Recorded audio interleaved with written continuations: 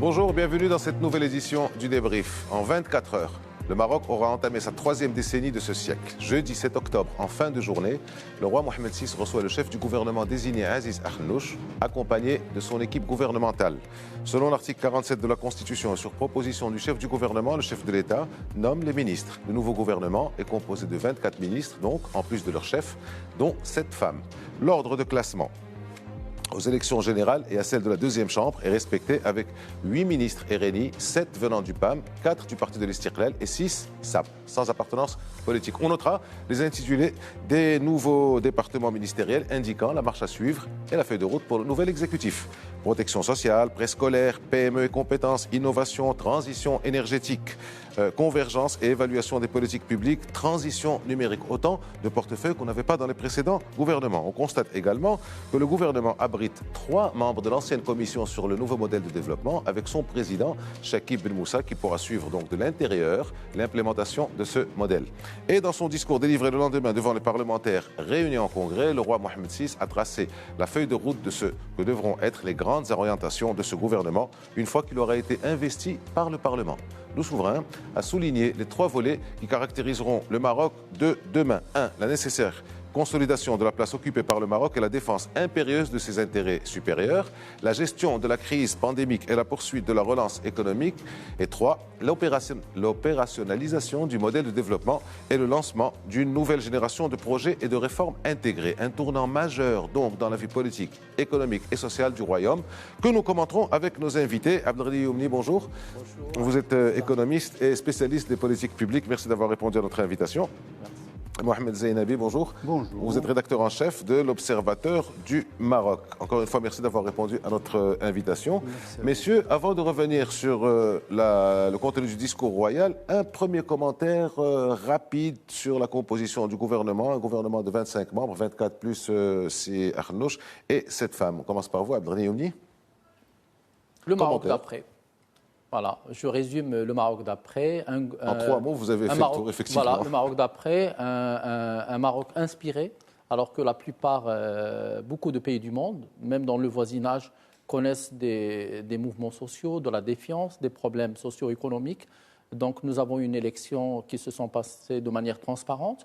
Nous avons eu un gagnant et puis une formation du gouvernement dans les règles de l'art. Et aujourd'hui, la surprise, c'est que nous avons une formation du gouvernement qui ressemble beaucoup à la formation de la commission spéciale du nouveau modèle de développement, c'est-à-dire que nous avons un gouvernement de compétences, nous avons des gens que tous les Marocains ont pu consulter les CV pour la plupart, et nous avons aussi un abandon de militantisme politique pour une cooptation de gens qui adhèrent aux idées. Et donc, c'est pour ça qu'on retrouve beaucoup de technocrates. Puis, je note la féminisation de ce gouvernement, mais également le rajeunissement et la fin des ministres qui feront carrière. C'est-à-dire, ce qu'on a remarqué, c'est que nous aurons des gens qui vont avoir des portefeuilles et qui vont remplir des missions pendant 1 mandat, peut-être 2 mandats, et qui retourneront parce qu'ils ont tous une vie sociale, une vie professionnelle, et c'est ce qu'on a pu remarquer. Et je pense que les Marocains sont très optimistes face à ce gouvernement. Après, on verra pendant le quinquennat qui arrive. On a vu ça, effectivement, sur les commentaires, sur les réseaux sociaux.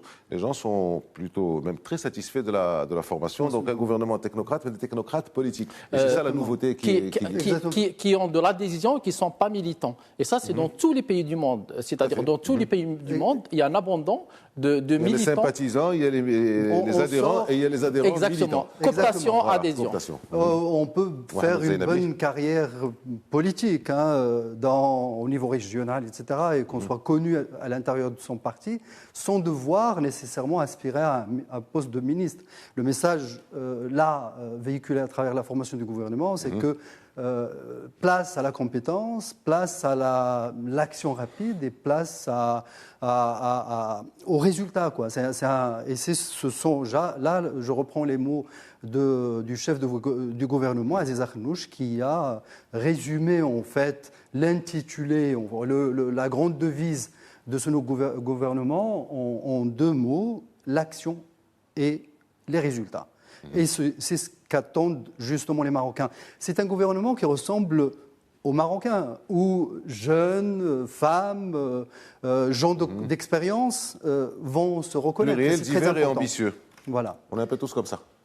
Oui, et c'est tant Ouais. mieux. Et c'est tant mieux. Et puis, c'est un gouvernement aussi qui vraiment respecte les résultats des dernières élections, c'est-à-dire la volonté des Marocains. Cette femme, ce n'est pas anodin. On s'approche du taux de représentativité des femmes selon les résultats des dernières élections. On est à un peu plus de 20%, etc. Donc, On est un peu plus sur le tiers. Vous parlez du taux de participation féminine au gouvernement. Et qui rejoint le taux réalisé par les femmes au niveau du Parlement, au niveau aussi local.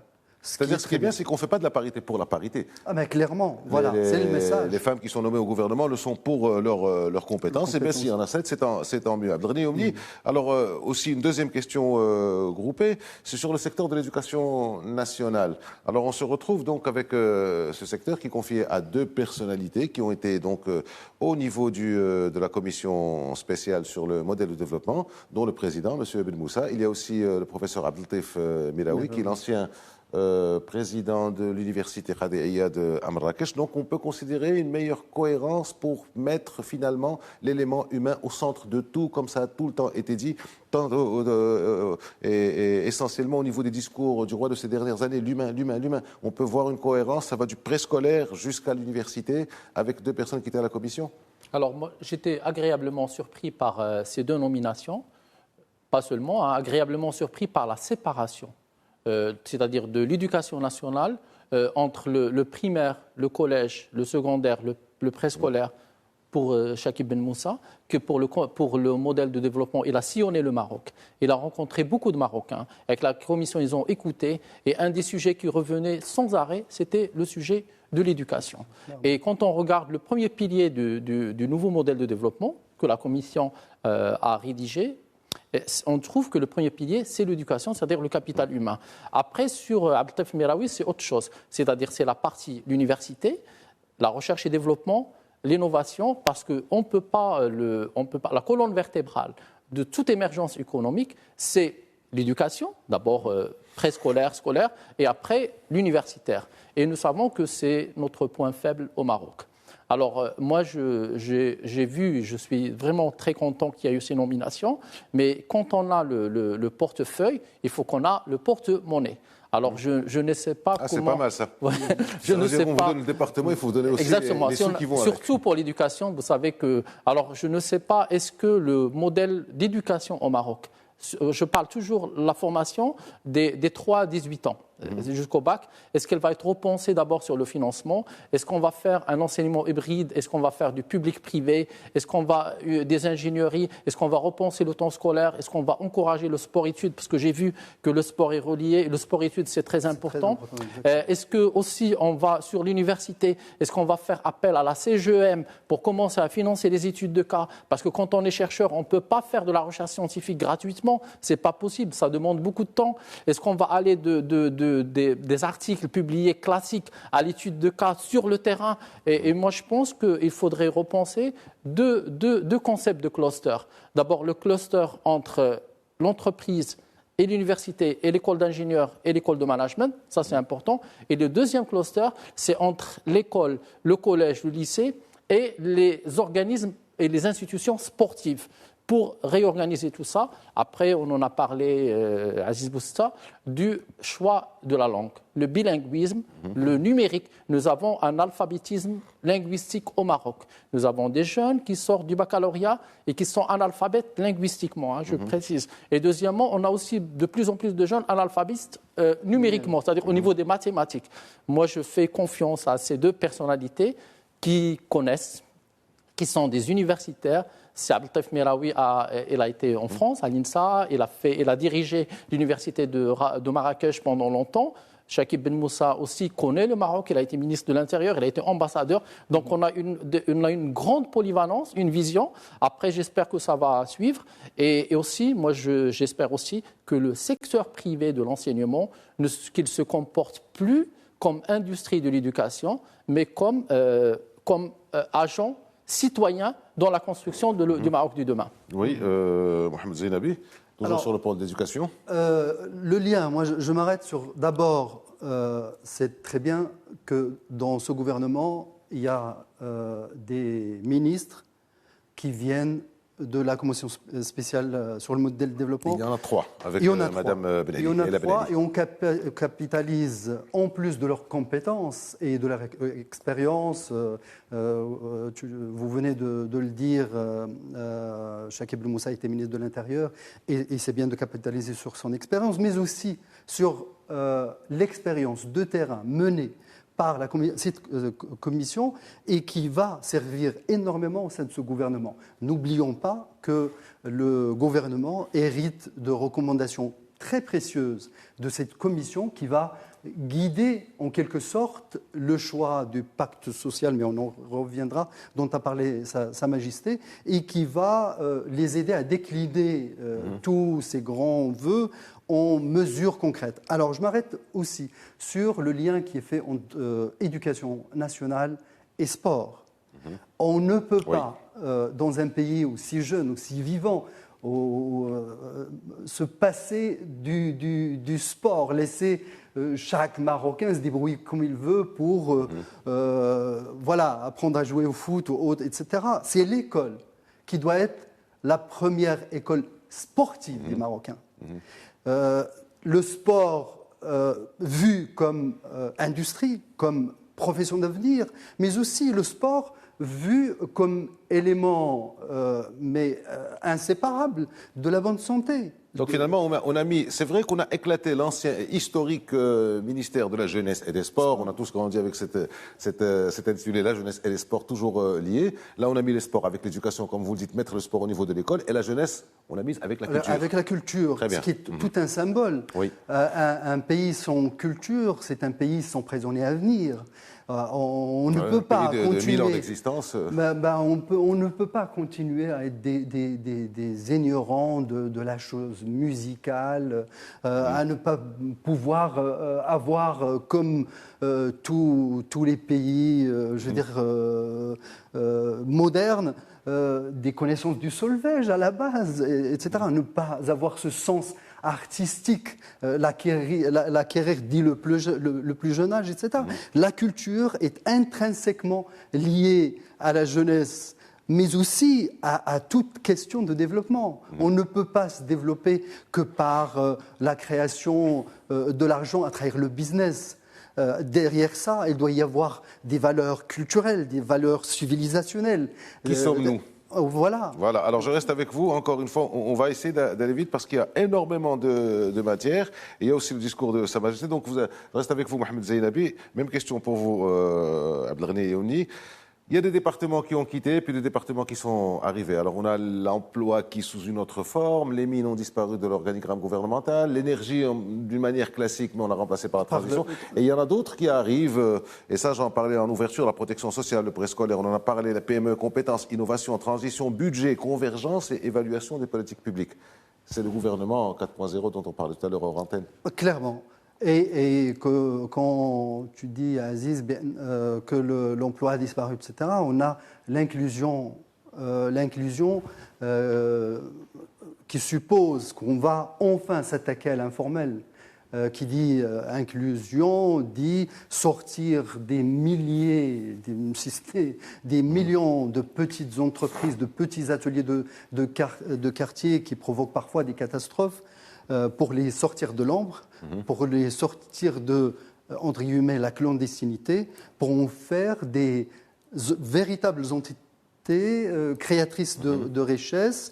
Et c'est tout le changement. On passe de l'esprit, de l'emploi lié au salariat à celui lié à l'entrepreneuriat. C'est tout un changement fondamental que va apporter le jeune ministre Skouri, connu pour ses compétences là encore, et son engagement à ce niveau-là, oui, effectivement. Clairement, et c'est un jeune qui saura apporter une touche de jeune dans ce domaine, qui était vu comme très lourd, comme ne pouvant être porté que par des gens d'un certain âge et donc d'expérience, etc. Là, il y aura l'agilité qu'il faudra. Et le mot agilité est très important Tu as parlé aussi des mines et de l'énergie. Mais là, on se met à niveau par rapport au Maroc de demain. Le Maroc de demain, c'est le Maroc de la transition énergétique. Le Maroc de demain, c'est le pays qui aspire à être l'un des plus grands producteurs de l'hydrogène. On en parle très peu, mais c'est un projet. Oui.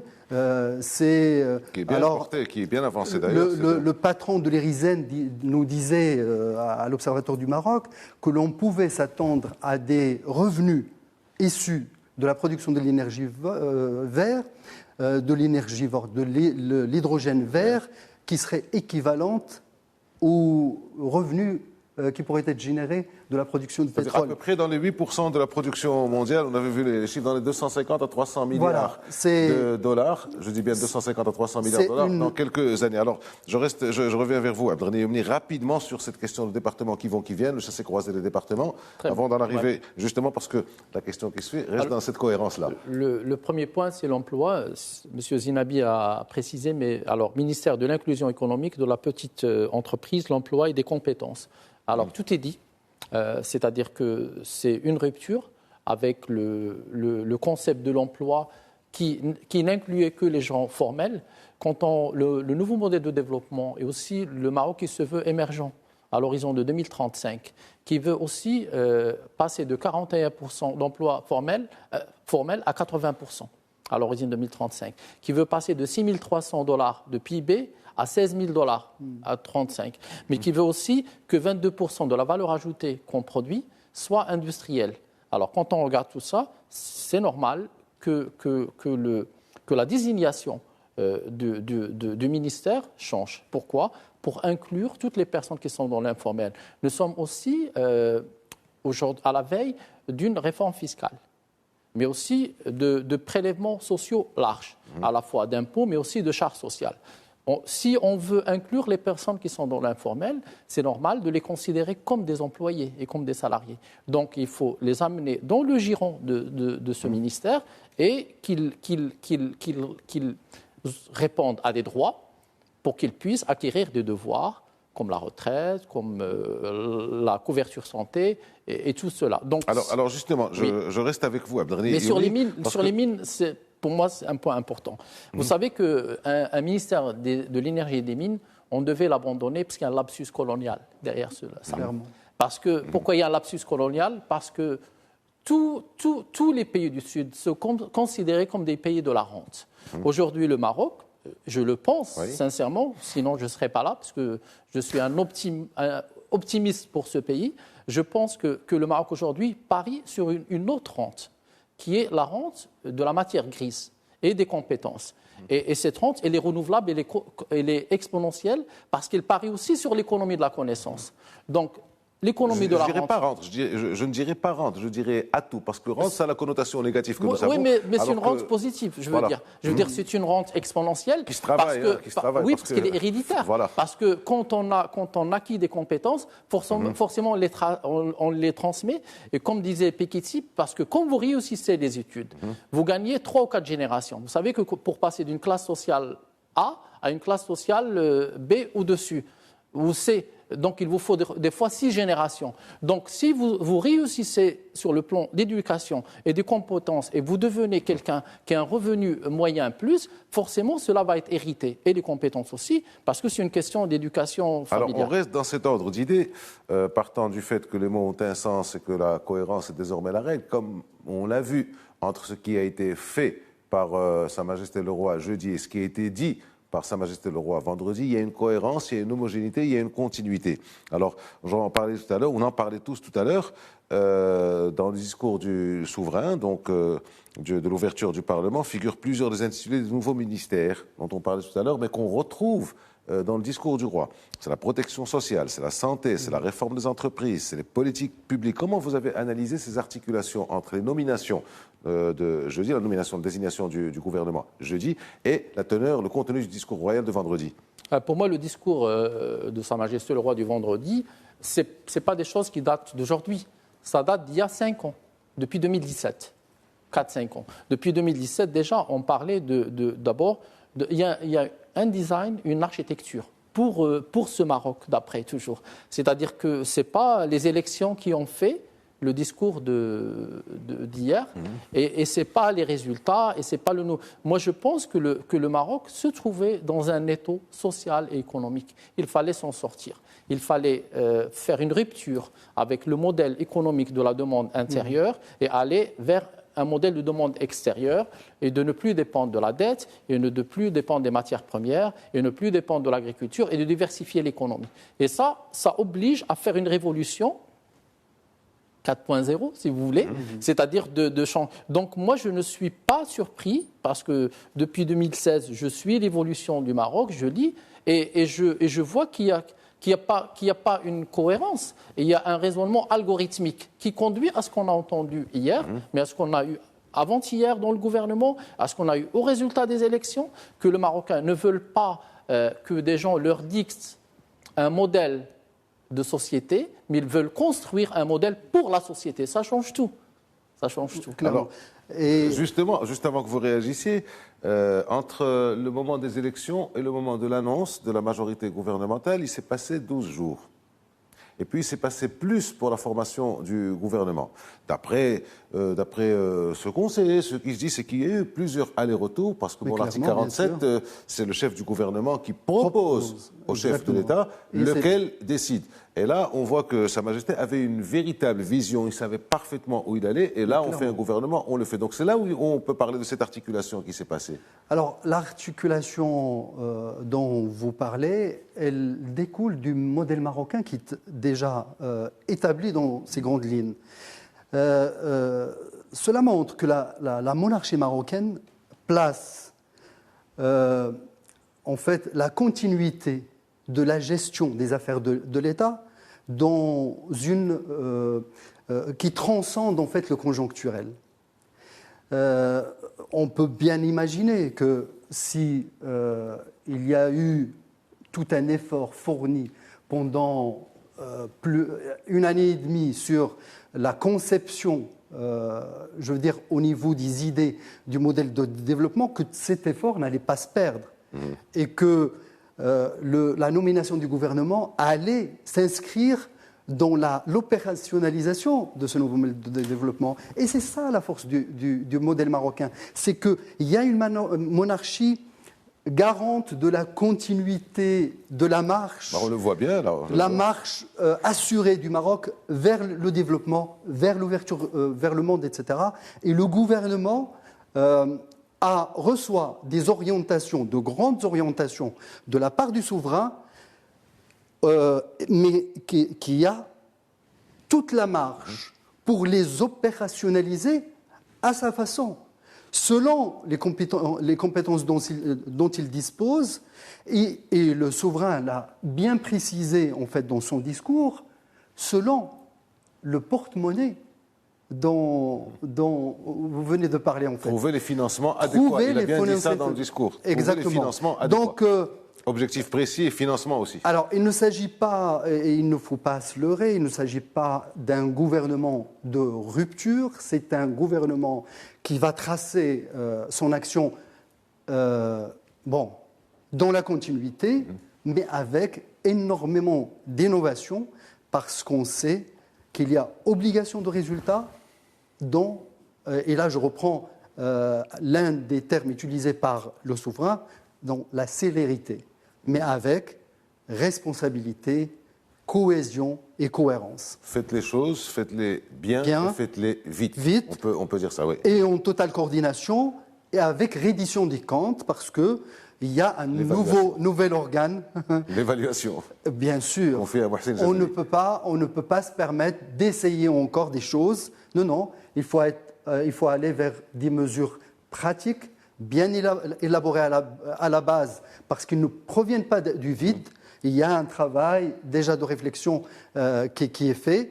Allez, trouver les mesures concrètes, il faut les formuler et aller vers l'application, parce que les Marocains attendent de voir du concret rapidement. Je crois que les Marocains ont bien compris la chose. Alors, ce qui est intéressant dans ce que vous avez dit, tous les deux en parlant du modèle de développement, le modèle de développement a été présenté il y a quelques mois à Sa Majesté. Et puis, depuis, on a parlé de campagne électorale, d'élections, de ceci, de cela. Il y avait aussi la crise sanitaire, il y a eu le pic pendant. Et puis, on a pu parler de modèle de développement. Et certaines voix commençaient à dire, et le modèle de développement, il est où? Il est où?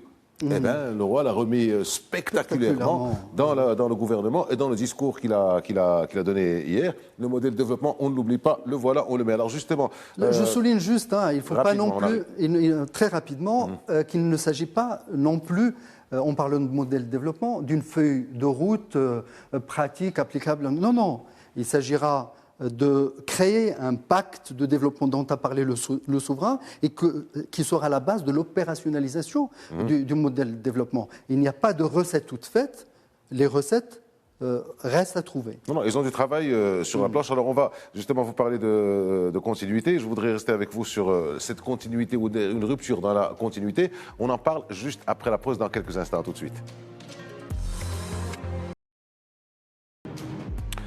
On démarre cette deuxième partie du débrief pour celles et ceux qui nous rejoignent. Bienvenue. Nous parlons donc de la nomination du gouvernement par Sa Majesté le Roi jeudi et par le discours donné devant les parlementaires par le souverain vendredi. Et donc l'articulation qu'il y a entre les deux. Nous en discutons avec Abdelghani Youmni, économiste et spécialiste des politiques publiques, et avec Mohamed Zeinabi, rédacteur en chef de l'Observateur. Juste avant la pause, Mohamed Zeinabi, nous étions en train de parler. Et donc le gouvernement sortant, il y avait un RNI qui avait, disait-on, et c'était la réalité, la haute main sur le département économique. Là, on se retrouve avec une répartition plus équitable de tous les départements. Les trois partis s'occupent de tous les départements avec les nouvelles nominations. Et cette phrase du souverain dans son discours d'hier, qui confirme et qui souligne tout ça, le Maroc entre dans une phase nouvelle qui requiert la mutualisation des efforts autour des priorités stratégiques. Donc tout le monde s'occupe de tout le monde, de tout. Tout le monde s'occupe de tout. L'éducation n'est pas un îlot à part par rapport aux autres départements, tout est lié et tout doit aller en parfaite symbiose. C'est ce qui est attendu.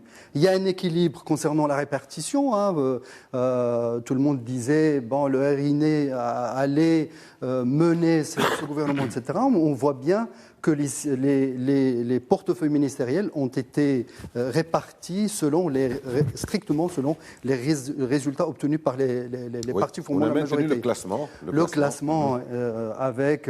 Ça, c'est numérique.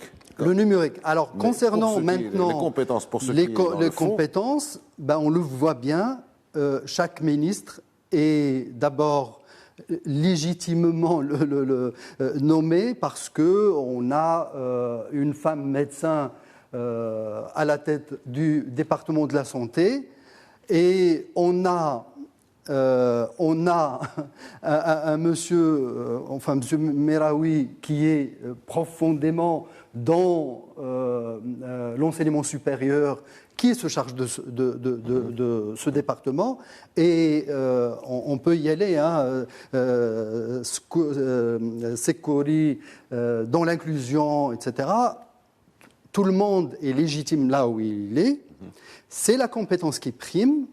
Maintenant, l'équipe gouvernementale est appelée à travailler comme une véritable équipe. On doit absolument tourner la page des frictions internes, etc. Monsieur Wahbi se charge légitimement de la justice parce que c'est un avocat, un juriste, etc. Donc, il n'y a absolument rien à dire concernant la désignation des ministres par rapport à leurs compétences propres. Mais au-delà de la compétence, il va falloir savoir jouer collectif et savoir être dans le pragmatisme des grands buteurs. C'est-à-dire regarder vers l'objectif et marquer rapidement des buts. C'est-à-dire que finalement, on ne va pas, dans 1 an, dans 2 ans, dans 3 ans, on ne pourra pas dire ce qu'on disait sur le gouvernement sortant. L'économie, c'est le RNI. On se rappellera des noms des ministres qui ont fait ça, mais pas spécialement de leur appartenance politique, parce que c'est un travail qui va être un travail transversal, groupé et soudé. Alors, ce gouvernement qui arrive, a dit Sa Majesté, sur une conjoncture économique plutôt favorable, sachant que nous ne sommes pas encore sortis de la crise sanitaire. Mais une croissance, dit le souverain, prévue pour 2021 de 5,5%, des IDE, investissements directs étrangers, ce qui est plus que pas mal, ce qui est même très bien, qui sont en augmentation de 16%, sachant que nous sommes toujours dans une situation de crise, des transferts RME augmentant de 46% par rapport à l'année. Alors, quelle est la situation économique que trouvera ce gouvernement une fois qu'il sera investi par le Parlement? Alors, j'aimerais d'abord apporter une précision sur les 40 dernières années. Les pays qui ont émergé, Singapour, la Chine, la Corée du Sud, la Malaisie, ont tous émergé grâce d'abord au capitalisme d'État, à la liberté devant l'opportunité et aussi au développement du capital humain. Ça, c'est les pays qui ont émergé. On revient toujours à ça, mais aussi à la duplicité du modèle économique. Tous les pays commencent par le substitut aux importations, cours d'apprentissage, spécialisation, et on passe de la demande intérieure à la demande extérieure. Le Maroc est légitimement, moi j'ai lu plusieurs fois le rapport de la Commission du nouveau modèle de développement et j'y trouve l'empreinte du capitalisme d'État, mais aussi d'un social-libéralisme assumé, qui ne le dérange pas. Et d'ailleurs, c'est ce que j'avais dit à des responsables du RNI, que d'avoir un social-libéralisme dans un pays comme le Maroc, oui, parce que nous n'avons pas les amortisseurs de faire un État-providence, et on le sait très bien. Maintenant, sur les chiffres. Moi, je trouve qu'il ne faudrait pas oublier le passé. Le Maroc a montré beaucoup de résilience pour les masques, beaucoup de résilience sur la souveraineté alimentaire. Et j'aimerais rendre hommage au ministère de l'Agriculture, parce que personne n'en parle, et c'est une erreur.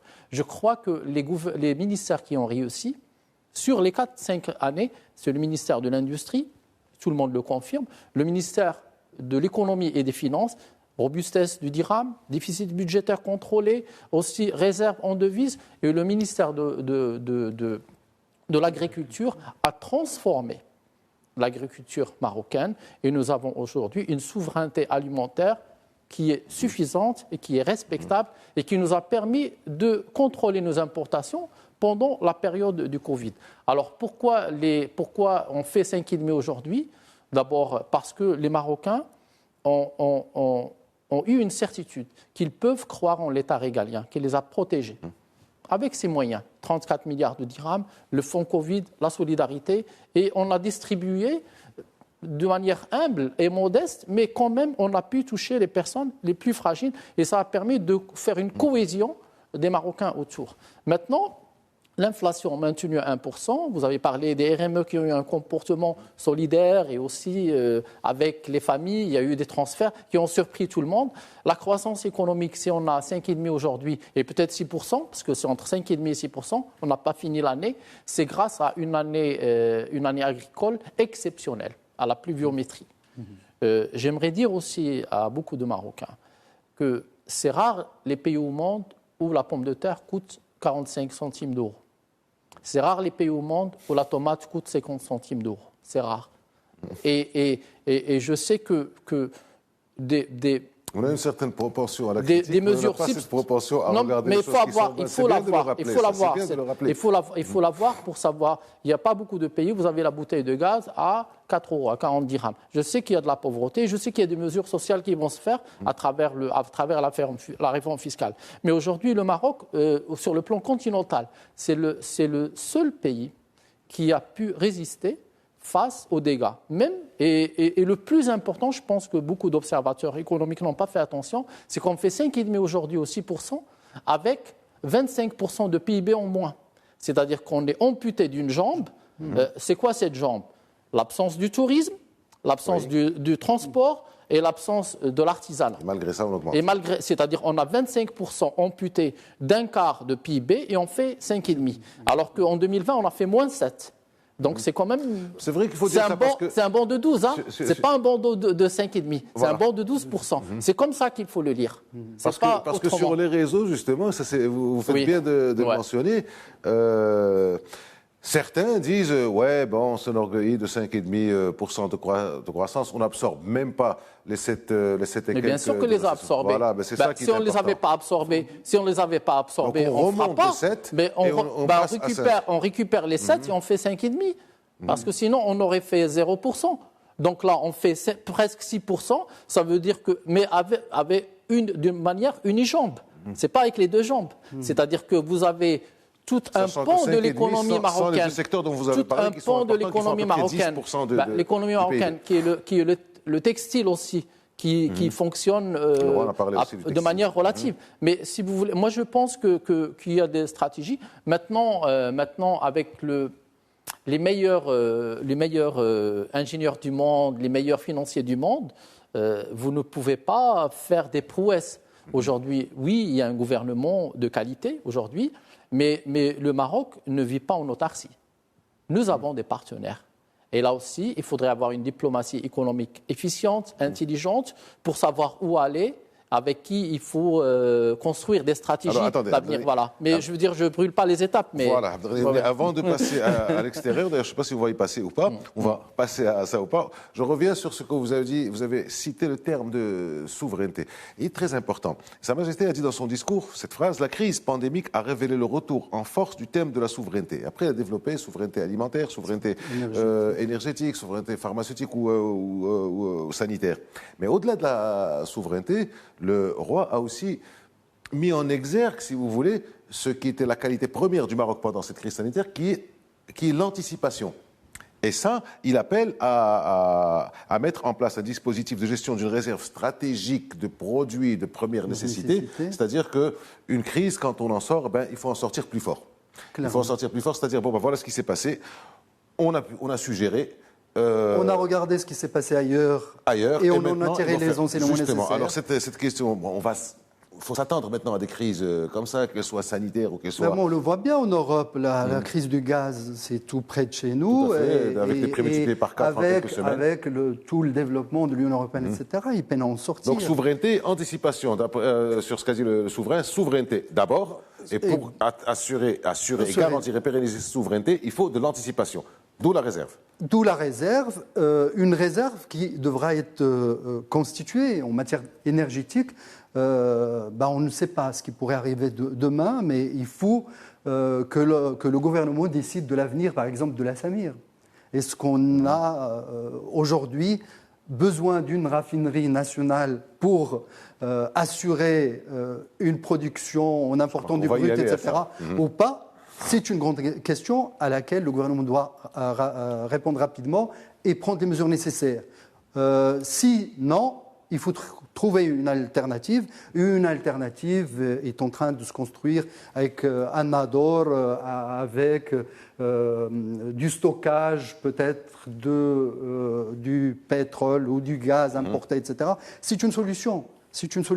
Mais l'anticipation est très importante. Et le souverain a lié en fait cette question de réserve stratégique à la souveraineté nationale face au souverainisme qui est en train de marquer les décisions politiques ailleurs. Et quand je dis ailleurs, l'ailleurs immédiat. L'Union européenne, demain, ça sera l'union de la taxe carbone. Sa Majesté a parlé de la crispation de certains. Mais voilà. Ça, c'est une question pertinente parce que derrière les réserves stratégiques, il y a le risque d'inflation. C'est-à-dire que si vous construisez des réserves... Alors aujourd'hui, le Maroc, plus il aura de la souveraineté alimentaire, moins il aura des risques d'inflation astronomiques. Parce que nous sommes capables de produire nos besoins alimentaires. Et c'est déjà pas mal. Parce que c'est 70% de la consommation. Nous sommes capables de produire nos vêtements. Du gaz européen dans ce sens, dont le prix a été triplé, quadruplé, etc., va provoquer des inflations monstres chez les importateurs. Alors, on ne sait pas, mais en tout cas, les réserves, c'est lié à la... En Europe, ils s'inquiètent. Non, bien sûr, ils s'inquiètent parce que c'est pour le chauffage. Parce qu'on n'a pas les mêmes températures. Mais c'est pour le chauffage. Ce que je voulais dire, c'est que ces réserves stratégiques, on les fait pour les devises déjà. Et la Banque El Maghreb a été même obligée par surplus de devises, de faire une opération de stérilisation, c'est-à-dire d'acheter des devises des banques et pour ne pas qu'on n'ait pas une réévaluation du dirham. Donc il y a exprimé sa satisfaction avec 7 mois de réserve. C'est très important les anticipations, c'est très important d'acheter même du gaz ou du pétrole et de le laisser là où il est. Et c'est très simple, c'est très important de se couvrir. Ça s'appelle des couvertures en finance internationale. Et je pense que c'est une très bonne chose. Dans la continuité, en fait, en lien avec la souveraineté, il faudrait qu'on repense le Made in Morocco. Il faudrait qu'on n'ait plus à importer des seaux en plastique, je veux dire, de la Turquie ou d'ailleurs. La réflexion a été lancée. Il faudrait que l'on produise et qu'on consomme national. Le sens même de l'économie nationale doit être basé sur cet esprit-ci. D'abord, le produit made in Morocco d'abord, avant le produit importé. C'est comme ça qu'on préservera nos devises et qu'on préservera les entités qui fabriquent du plastique, du textile, nos chemises. Mais ça crée de l'emploi aussi. Ça crée de l'emploi. Après, on peut pas vendre nos marchandises au monde et se refuser. Mais il faut arriver à un équilibre sur la balance de transactions commerciales avec les partenaires. On ne peut pas acheter c'est un partenaire 10 et lui vendre 1. Et donc, il faut rééquilibrer, ça a été déjà fait. Alors, est-ce que c'est ça, Abdelghani Oumni, justement, c'est la question que je voulais vous poser. Est-ce que c'est ça dont devra s'occuper Mohsin Jazouli quand on parle donc de ce ministère rattaché au chef du gouvernement chargé de la convergence et de l'évaluation des politiques publiques? Alors, la convergence, c'est ce que c'est. Est-ce que c'est la convergence vis-à-vis de l'économie extérieure ou la convergence interne sectorielle? Et l'évaluation, c'est l'évaluation, bien entendu. En fait, c'est complexe parce qu'il faudra définir pour les gens qui nous regardent. C'est ma spécialité, les politiques publiques. Oui, donc, je vous ai présenté comme ça. Il faudra expliquer ce que aux gens. Alors, je prends un exemple. Comme ça, les gens comprennent ce que c'est. Parce que là, les gens, ils voient évaluation. En fait, la reddition des comptes, c'est juridique. Mais l'évaluation des politiques publiques, c'est économique et social et juridique et humain. Par exemple, on est en train de vacciner peut-être 28 millions de Marocains. Donc, ces 28 millions de Marocains qu'on est en train de vacciner, il faudra faire une évaluation des politiques, de cette politique publique, parce que c'est une politique publique pour voir les coûts et les bénéfices. C'est ça. C'est ça l'évaluation d'une politique publique, c'est le rapport coût-bénéfice. Ça veut dire si demain on distribue des allocations familiales, par exemple, aux femmes qui ont des orphelins et qui n'ont pas de revenus. On distribue. Et après, on fait une évaluation de cette politique publique. Est-ce qu'on va la poursuivre? On ne va pas la poursuivre. Est-ce qu'on va la faire de manière régionale? On va la faire de manière nationale? C'est ça une évaluation des politiques publiques. Et je trouve que sur les chantiers et sur les investissements publics que fait l'État, mais aussi sur les constructions de plusieurs édifices publics, il faudrait faire une évaluation de politique publique. Vous savez pourquoi? Parce que pour moi, le citoyen est actionnaire dans l'investissement public. Donc, il faudrait qu'il sache où est dépensé son argent. Très bien. Alors, on revient avec vous, Mohamed Zainabi, sur la formation du gouvernement. On a un nouveau ministre de l'Agriculture qui s'appelle Mohamed Sadeghi. Qui connaît bien le département. Qui connaît bien, qui était le secrétaire général donc, du ministre de l'Agriculture sortant et actuel chef du gouvernement. Et on a aussi c'est Riyad Mezzour qui est au commerce et à l'industrie. Là et encore, il était directeur de cabinet du ministre sortant, Moulay Hafid El Alami. Une forme de continuité, une forme de maîtrise des dossiers. Exactement, et une bonne connaissance de ces départements stratégiques pour le pays. Et c'est tant mieux qu'il y ait des ministres comme ceux que vous venez de citer, qui connaissent bien les dossiers, qui vont tracer l'action gouvernementale dans la continuité, mais avec la symbiose d'ensemble qui va leur apporter un autre regard, une autre orientation vers des choses concrètes, réalisables, réalistes. Le mot a été utilisé par le souverain. Il faudrait que nous restions réalistes. Les attentes des Marocains, nos attentes sont surdimensionnées parfois. Et donc, faisons preuve de réalisme, mais de pragmatisme, et puis du concret. Et c'est ce qui est attendu. Et ces nominations montrent que le choix des ministres a été fait dans le sens de l'action rapide. C'est vrai que Aziz Akhnouch a été ministre de l'Agriculture pendant 14 ans. Moulay Hafid Alem a été ministre du Commerce et de l'Industrie pendant 8 ans. On se posait la question, mais si Moulay Hafid reste, d'accord, mais s'il reste pas, qui le remplace? Voilà. On s'inquiétait. Combien de temps faudrait-il au nouveau ministre pour comprendre un peu les dossiers. Là, ils les connaissent parce qu'ils ont été ils ont été les faiseurs de ces dossiers avec leur ministre. Alors, mais autre chose, en fait, au-delà des personnes, même pour les autres départements, des ministres qui arrivent dans un département sans véritablement le connaître, sans en connaître véritablement les arcanes. Un ministre ne fonctionne pas, ne travaille pas tout seul. C'est ce qui a fait la force du gouvernement, ce gouvernement, de ce département sortant. Les ministres devront être bien entourés, insistant bien là-dessus, pour qu'on aille vers la concrétisation rapide de Très rapidement, Abdelghani Oumni, j'ai encore quelques questions, mais très rapidement, pourquoi le budget revient-il au niveau gouvernemental? La dernière fois, de mémoire, c'était... avec Benkilan. Avec Benkilan, Azami Drissi. Moi, ça ne me surprend pas. Vous avez normalement un ministre du budget et des comptes publics, ça existe dans la plupart des États du monde. Je ne suis pas surpris. C'est qu'il existait et qu'il ne figurait pas dans l'organigramme. Moi, je ne suis pas surpris. Et vous savez qu'un budget, il est fait par une équipe, d'abord de personnes qui sont aptes en finances publiques, parce que c'est de la compta nationale. Donc, ils vont faire ce budget. Il y a des allers-retours après, déjà au sein des équipes, après avec le Parlement. Ça peut être amendé. Donc, moi, je ne suis pas surpris. C'est normal d'avoir un ministre... Confié à quelqu'un qui le connaît bien, le budget. La personne, elle connaît. Après moi, voilà. Non, mais la personne de la elle était ministre avant d'être ministre. Oui, parce que quand le département de budget n'était pas là, c'est à lui qu'on se référait pour ces questions de budget. Mais par contre, c'est lui qui gère le budget depuis plusieurs années. Mais par contre, je pense aussi c'est un clin d'œil aux Marocains et aussi aux opérateurs économiques pour dire qu'au Maroc, il y a un budget et que ce budget, on le fait et qu'il y a des comptes publics. Je pense aussi pour montrer qu'il y a une cohérence.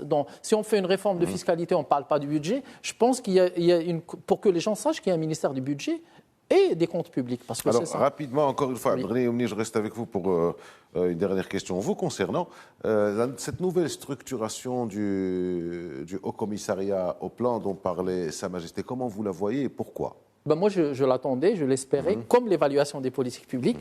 Si vous voulez, alors, c'était une excellente initiative d'avoir créé le HCP. On est un des rares pays africains qui a du data, qui a des données, qui les collecte, qui les crée. Donc, c'est très bien qu'on a eu le HCP. Maintenant, on passe à une autre phase du Maroc émergent au futur. Donc, il faudrait transformer parce que le HCP, sur les dernières années, a commencé à se substituer au travail de chercheurs académicien dans les universités. Ce n'est pas à lui d'écrire des articles. Lui, il collecte ou il crée des données et les analyse. Par contre, la vision que j'ai, moi, du HCP, moi, je ne suis pas... Mais la vision que j'ai, c'est d'abord un HCP qui fait le design des stratégies des politiques de développement. C'est un HCP qui fait les stratégies de l'intelligence économique. Parce qu'il faut aussi collecter des données sur les autres pays concurrents aux clients. C'est très important de faire du benchmark. Mais aussi l'évaluation des politiques publiques. Donc, trois dimensions, trois piliers du futur HCP, mais ne pas négliger le pôle microéconomique qui a été négligé par le HCP, la partie entreprise qui crée la valeur ajoutée. Donc là aussi, il y a un travail. En fait, le HCP, sur les dernières années, il a un petit peu glissé vers le pôle académique et je pense que ça a été une erreur. Et là, il faudrait rénover, faire autre chose. Et moi, je suis vraiment... Donc finalement, entre les nominations du jeudi et le discours de vendredi, on est en train d'assister à une petite révolution qui est en train de se faire dans toute la manière de fonctionner. Ça s'appelle un Big Bang. Un Big Bang. Un Big Bang. Alors, je termine avec vous, Mohamed Zeinabi. Extrait du discours royal. Ce scrutin consacre, ça c'est le côté politique, ce scrutin consacre la victoire du choix démocratique, le scrutin du 8 septembre, du choix démocratique fait par le Maroc, ainsi que la normalité des alternances dans la gestion des affaires publiques. En fait, pour nous, ce qui importe, ce n'est pas que telle formation ou telle autre remporte des élections. Nous accordons en effet un intérêt équivalent à tous les partis. Fin de citation. Quelle est votre lecture de cette phrase? D'abord, le souverain rappelle qu'il place bien la monarchie, il le précise, à équidistance en tous les partis. tout le monde le sait, mais c'est bien de le rappeler. 2, que le processus électoral, le triple scrutin du 8 septembre dernier s'est déroulé dans la normalité la plus absolue et que le gouvernement, en fait, le Parlement est l'expression de la volonté populaire. Point barre. Les électeurs ont choisi leurs élus dans une parfaite... il peut y avoir ici ou là quelques petits problèmes, etc. Oui, mais ça existe partout. Mais il y a des cours pour ça, il y a la justice pour ça, etc. Ouais. Mais dans l'ensemble, le processus s'est bien déroulé. Maintenant qu'il y ait le PJD qui commence à crier, etc., mais bien sûr, blessé comme il est, etc., il peut avoir des réactions. Le PPS, parfois, aussi fait des sorties pour dire il y a eu ceci ou cela, on le comprend bien. Mais c'est inaudible. C'est tout à fait inaudible. L'essentiel aujourd'hui, le processus maintenant, les élections se sont bien déroulées, dans un contexte difficile où peu de pays pouvaient se risquer d'organiser des élections à un moment où la population, on peut le deviner, Covid, morale à zéro, etc. Mais les Marocains sont aujourd'hui contents d'avoir un gouvernement, ils l'expriment sur les réseaux sociaux. Maintenant, tournons-nous vers l'avenir, vers la construction, vers la responsabilité politique et la responsabilité citoyenne de chacun. C'était les attentes des Marocains, justement, qui ont été votées à plus de 50% en un moment Covid, rentrée scolaire, rentrée politique, rentrée tout ce que vous voulez. Allez, voter à 50%, ça veut dire qu'il y avait des attentes. Et les attentes, on les retrouve au niveau du Big Bang dont vous parliez, Abdelghani Youmni. Merci de nous avoir suivis, merci d'avoir été avec nous. Je reprends une phrase du discours de Sa Majesté qui a conseillé aux gens de se faire vacciner et de maintenir les précautions sanitaires, les mesures de précaution sanitaire. Merci à vous encore une fois, à la semaine prochaine.